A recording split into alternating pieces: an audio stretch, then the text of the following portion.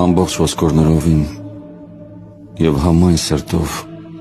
քեզ արժանի ծառայություն եմ բերում, հոգուս գլուխը երկրին խոնարելով, ով ամենափառապած Աստված, որ բնակվում ես անմեկնելի լռության մեջ։ Նորոգությանս համար երկրի վրա սիրո խորան ես կառուցել, կամքիդ հանգստության համար մի վայր, սուրբ յուղով բարեկարգված մարմնեղեն տաճար, որ վեր է ցանկացած սրբությունից։ Դու այն լցրել ես քո սրբություններով, որպեսզի նրանում ծառայություններ մատուցվեն եւ հավիտյան փառաբանվեն քո սուրբ երրորդության երեկեությունները։